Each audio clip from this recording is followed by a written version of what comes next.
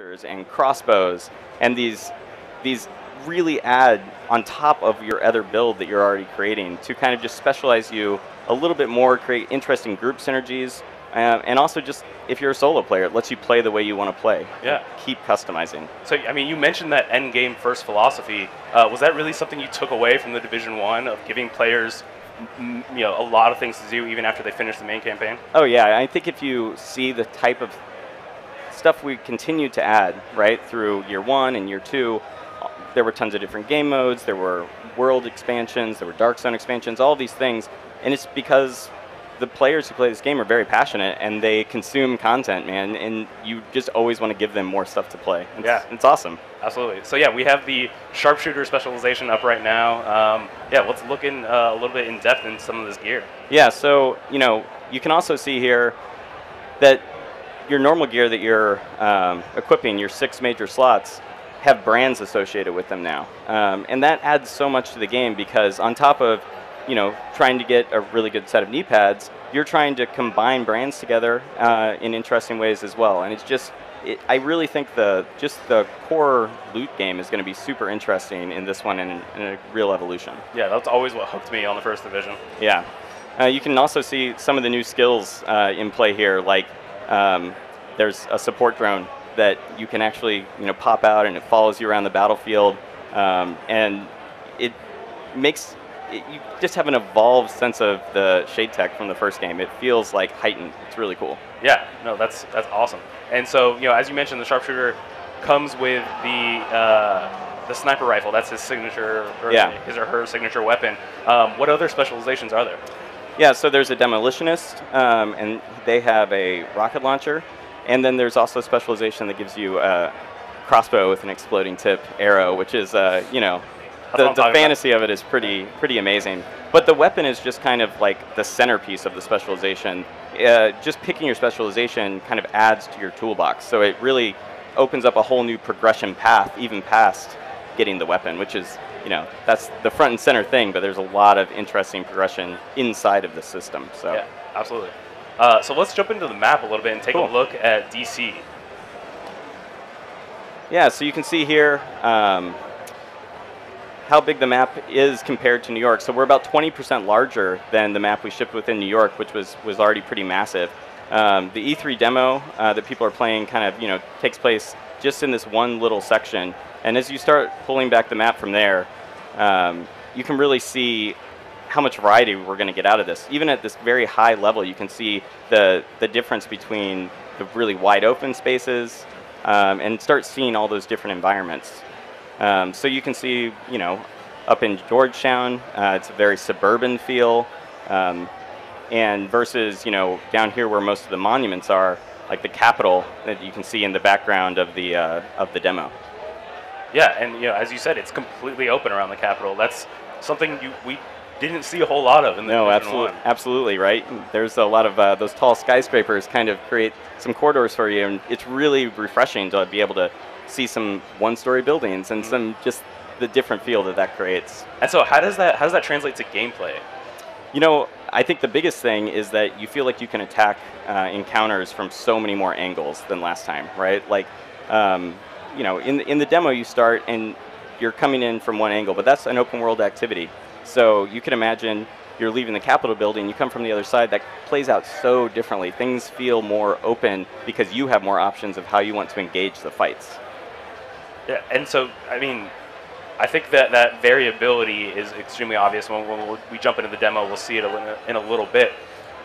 But when you're making all these different, neighborhoods, like you said, there were sort of 2 different ones in the Division 1. Yeah. Now there's many, many more.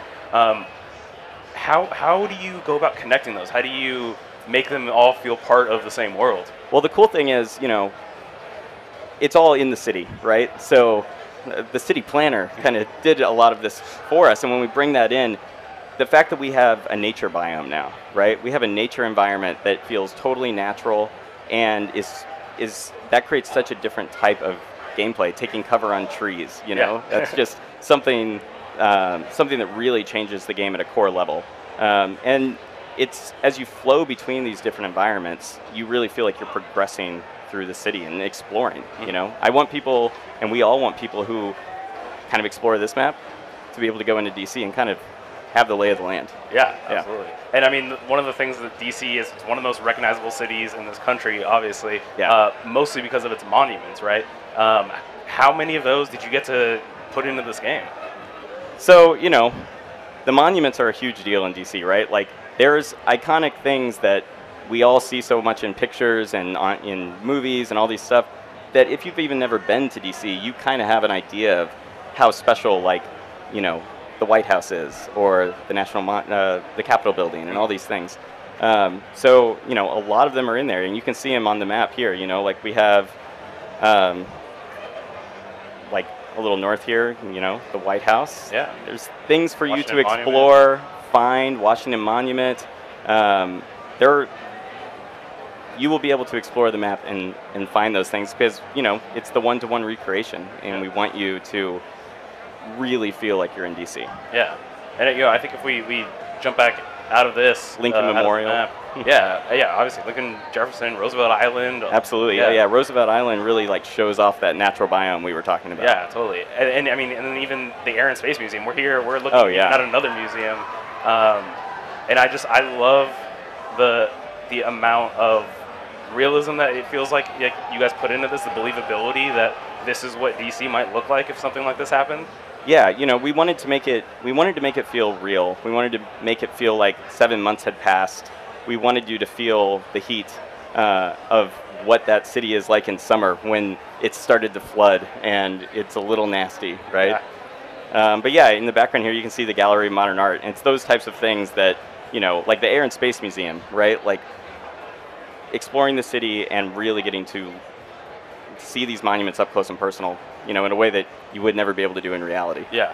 What I think shows really well here, and what, again, the Division 1 did such a good job of, is that environmental storytelling, that you can walk through an area, a neighborhood, and find out what happened, right? We could see here what exhibition was showing at the Gallery of Modern Art. You know, one really interesting thing is that, you know, the outbreak happened here at Christmas time as well. So we're in the summer, but you still see those remnants of Christmas, like famous Christmas trees that are really up in DC at that time of year are still there, but they're dead and their ornaments are hanging on them, you know? And you get that sense of no one ever cleaned this up, and time passed and nature came out and all of that stuff. Yeah, it's bad enough faux pas leaving your Christmas tree up at New Year's, let alone well into summer. But yeah, that's a really great point. That the outbreak hits all at the same time.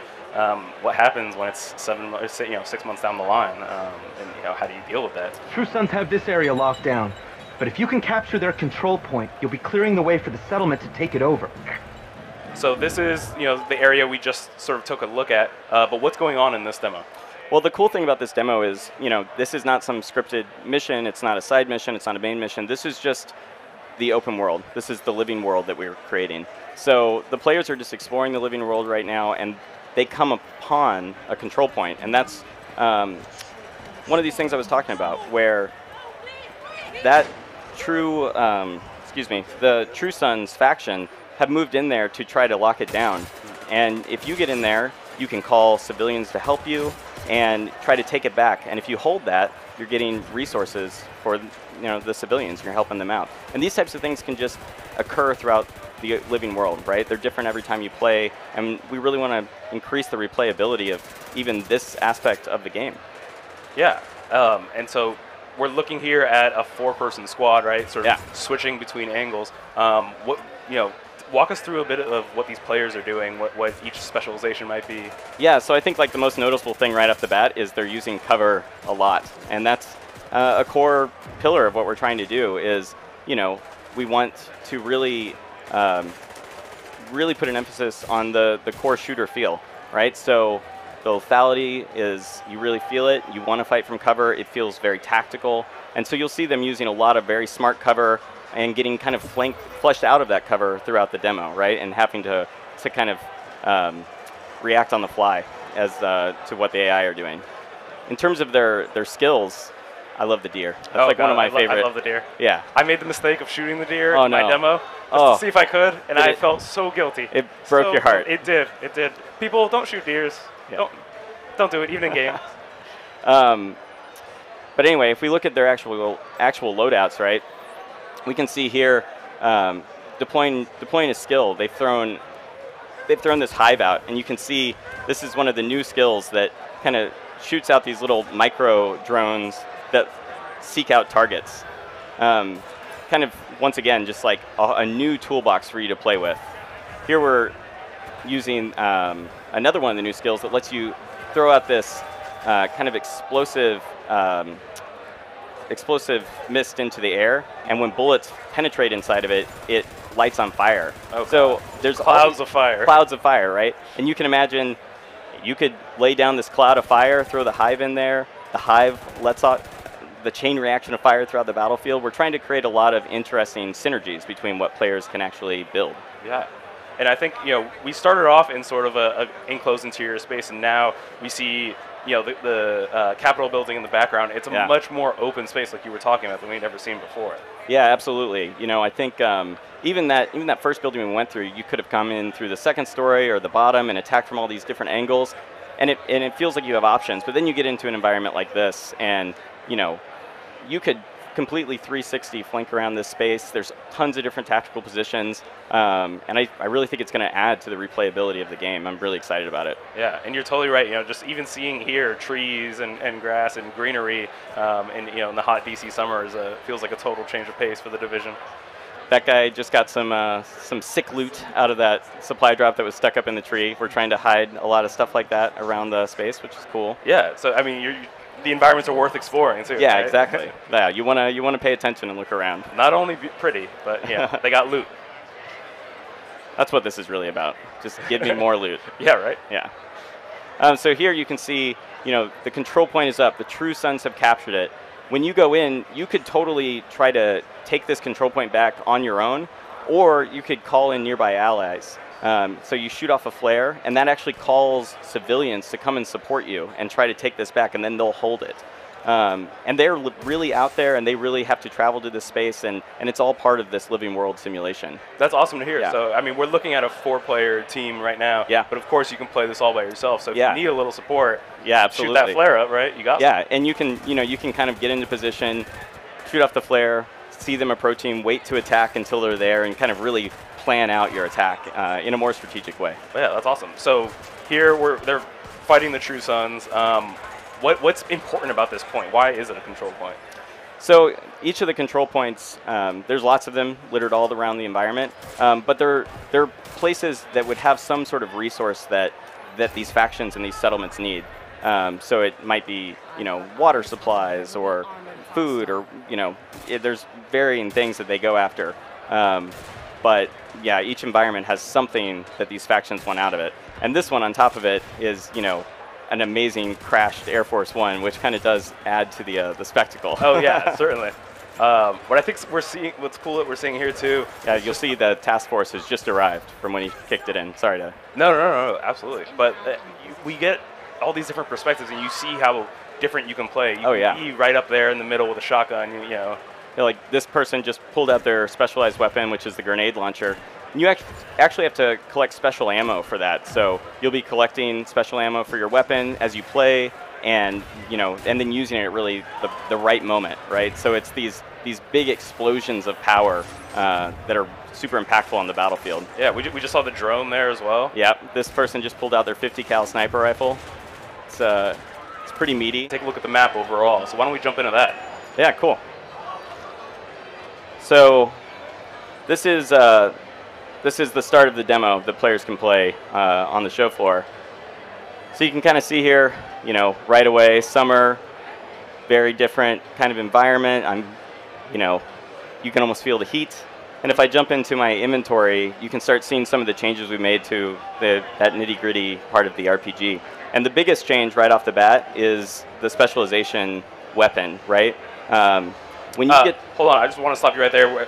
We're still talking a little bit more about DC, showing off some of the more detailed environments. And as you can see here from the stream, you guys put in so much care and depth into this world. I think it's one thing to build DC; it's a whole other thing to ruin it in a way, right? Yeah. Well, the whole world is made in layers, right? Like we start with that base DC, that 1-to-1 we were talking about, but then you're layering on top of that the story, right? What happened to these environments in the beginning part of the outbreak? What would have they been used for? How could this have happened here? Of all the capitals, of all the nations on Earth, none more vigilant, safeguarded, prepared. Was it vanity?